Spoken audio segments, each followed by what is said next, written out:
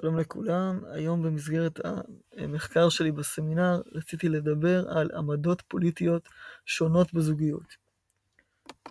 ניתן קצת רקע. בשנים האחרונות אנחנו עדים לתופעות כמו הרפורמה המשפטית, 7 באוקטובר ומלחמת חרבות ברזל שפרצה בעקבותיה, וסוגיית החטופים שיש עליהם ויכוח נוקב בציבור הישראלי. כיצד המחלוקות הפוליטיות בבני הזוג משפיעה על הדינמיקה הזוגית. חשיבות המחקר היא שהוויכוח הפוליטי בנושאים רבים שבעבר היה ניתן לשים בצד, תופס יותר ויותר מקום בשיח הציבורי. ובהקשרים חברתיים, הזוגות שמחזיקים בעמדות מנוגדות יגיעו לדבר על הנושאים השנויים במחלוקת, ורציתי לבדוק כיצד זה עלול להשפיע על ההתנהלות הזוגית. אז למעשה שאלת המחקר שלי היא, האם שוני בעמדות הפוליטיות בין בני הזוג תשפיע על היחסים הזוגיים ביניהם?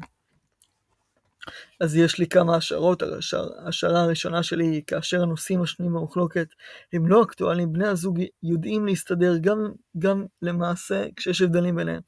בנוסף, בני הזוג שהנושא הפוליטי אינו חלק מהותי מזהותם, אז גם נושאים אקטואליים כרגע שהם חלוקים עליהם לא ישפיעו על דינמיקה בבני הזוג, בגלל שזה לא חשוב במידה גבוהה לשני בני הזוג.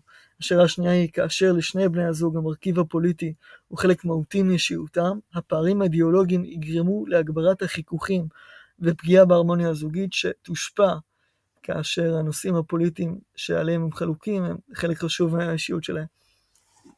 השאלה השלישית שלי היא, לאחר שהנושאים השנויים במחלוקת יהפכו לנושא שיחה אקטואלי מרכזי ולא ניתן יהיה להתעלם מההבדלים ביניהם, אי ההסכמה וההבדלים בבני הזוג יפגעו בחוויה הזוגית ויגרמו לפרידות ופגיעה בחוויה הזוגית כתוצאה מריבים תכופים על נושאים השנויים במחלוקת. אני אציג קצת על המשתנים שלי. המשתנה הבלתי תלוי הוא השוני בעמדות הפוליטיות בין בני הזוג, רמת החשיבות שהנושא הפוליטי תופס באישיותם של בני הזוג, ומידת האקטואליות של הנושאים עליהם בני הזוג חלוקים. כמה זה למעשה הוא חלק מרכזי באקטואליה ברמת השיח. משתנה התלוי שלי היא ההשפעה על הקשר ויציבות הקשר הזוגי בין בני הזוג. אז אם אנחנו מסתכלים קצת על סקירת הספרות, אז מחקרים מהתקופה האחרונה הראו כיצד יש כיתוב פוליטי שהולך וגובר, כשיש יחס שלילי כלפי מי שמזוהים עם עמדות של המחנה היריב, ויחס חיובי יותר כלפי מי שמזוהה עם המחנה הפוליטי שלי. אם אני מסכים עם בן אדם אחר, אז אני נוטה יותר להעריך אותו, ובהתאמה אני נוטה יותר לבקר ולהתייחס באופן שלילי וביקורתי כלפי מי שלא חושב כמונו. אז העוינות הזאת נמשכת גם לתחום הזוגיות, כאשר אנשים מחפשים באפליקציות היכרויות מועמדים לדייטים של אנשים שחושבים כמוהם, ויפסלו את מי שנראים בבירור שמשתייכים למפלגה היריבה. לדוגמה, אם אני נמצא באתר היכרויות של דייטים, ואני רואה שהבן אדם חובש כובע שעליו רשום המפלגה שאני מתנגד לה, או שיש לו איזושהי סטיקר או משהו או חולצה כזאת, אז זה יגרום לי לפסול אותו מראש. נמצא כי אנשים נותנים אמון בבני זוג המזדהים עם המפלגה שלהם, ואמון מתקשר בפסיכולוגיה למערכת יחסים מהנה יותר, עם מחויבות מוגברת לקשר הזוגי, בסיפוק רומנטי גבוה יותר. לעומת זאת, מחקר אחר הראה שפוליטיקה לא משחקת תפקיד משמעותי כשאנשים בודקים את המועמדים לדייטים באינטרנט, לעומת היבטים אחרים שכן אכפת להם יותר, כמו תחום עיסוק, מראה או תחביבים. חשוב להעיר שהמחקר הזה שמסייג את החשיבות הפוליטית, זה היה רק בצ'קליסטים שאנשים עושים לפני שהם מחליקים ומתקדמים לעבר דייט, אבל זה לא חקר את כל מיני תמונות או טקסטים של התכתבויות לפני הדייט. בהמשך להזכרת הספרות הזאת, אפשר לראות שהימנעות מדיבור על נושאים שנויים במחלוקת עלולה לגרום לעייפות מנטלית ושחיקה כתוצאה ממגבלה של דיון בנושאי טאבו כמו פוליטיקה. זה יכול בעצם לגרום לחוסר רצון להישאר בקשר הזוגי בגלל המתח הזה של הקווים אדומים שלא מדברים עליהם. אנשים עושים להימנע מכנות ופתיחות בנושאים שנמצאים בסתירה בין עולם הערכים של בני הזוג, כדי לא לפגוע בהרמוניה ומייצור מתחים. אנשים לרוב יעדיפו שלא להיות בקונפליקט, ושיח טעון שיש בו מחלוקת וויכוח יגרום להם שלא לרצות לעסוק בנושא הזה, ויש לזה השלכות שליליות, כמו שראינו עכשיו. הקיטוב הפוליטי שהמערכות בחירות מייצרות עלולות להוביל להגברת הקונפליקט בין בני הזוג, שתומכים במפלגות מתחרות. במחקר שנערך על הבחירות בארצות הברית ב-2016, נמצא כי 11% מהזוגות סיימו מערכות יחסים בעקבות הבחירות בשל חילוקי דעות פוליטיים, והשיעור היה גבוה ביותר אצל דור המילניום, שזה הדור שגדל על רשתות חברתיות, ושהיה בו קיטוב פוליטי מוגבר יותר ביחס לעבר. בצד ההסברים האלו ניצבת הגישה של תחזוקת קשר, ongoing relationship maintenance, שגורסת כי זוגות שעשו עבודה זוגית של הכנה בתקופה זמן משמעותית מראש, הזוגיות שלהם תהיה חזקה, ותצליח להתגבר על מתחים ואיומים אחרים. וזאת מכיוון שזה לא הפעם הראשונה שהם מגיעים לנושאים שנויים במחלוקת, הם עשו הכנה, הם קבעו כל מיני כללים מוסכמים על צורת הדיון, על היחס הנכון אחד לשני, ולכן גם מכשולים ואתגרים בדרך פחות מאיימים על היציבות של הזוגיות שלהם.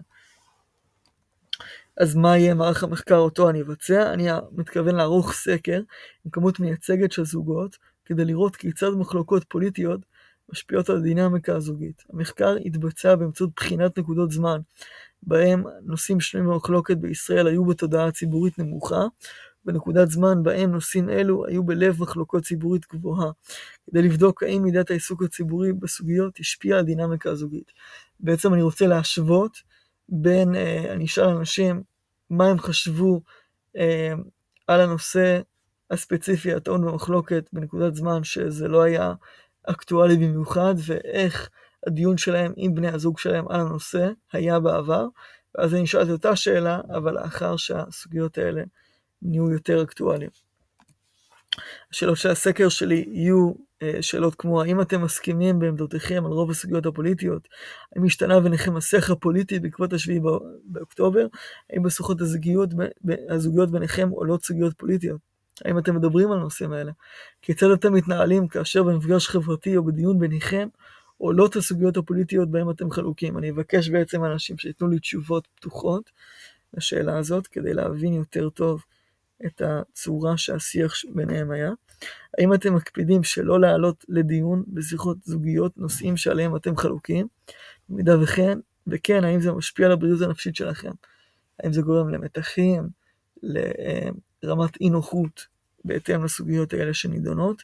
והאם הייתה השפעה לחוסר הסכמה בנושאים הפוליטיים על הדינמיקה הזוגית ביניכם? האם זה שיפר את זה? האם זה פגע? את השאלות האלה אני רוצה לבדוק. ניתוח מערך המחקר על מנת להצביע על קשר בין ויכוחים פוליטיים בין בני הזוג לבין הפגיעה בקשר הזוגי. אני מתכנן לערוך סקר ומדגם מייצג של החברה הישראלית.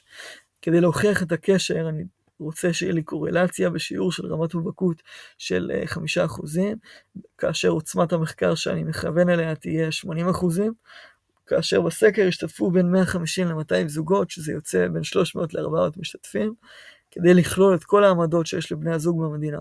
אני רוצה בעצם להקיף את כל האוכלוסיות שיש במדינה. במחקר השתתפו מי שדיווחו שהם היו בזוגיות או עדיין בזוגיות לפני התעוררות המחלוקות הציבורית סביב הסוגיות האלה. כדי למדוד את ההשפעה של חוסר ההסכמה הפוליטית על המצב הזוגי, אני אבקש בסקר המשתתפים לתת דירוג מספרי לשאלות שעליהם הם ישאלו. שם ככה כדי לקבל איזה שיהיה תמונת מצב, אתם יכולים לראות שאני מבקש מהם לתת דירוג מספרי, בהמשך אני נותן איזושהי שאלה פתוחה, כדי להבין איזה תשובות הם יכולים לתת לי, ולא להגביל אותם במספר. וזהו, זה למעשה המחקר שלי, והנה הביבליוגרפיה. תודה על ההקשבה.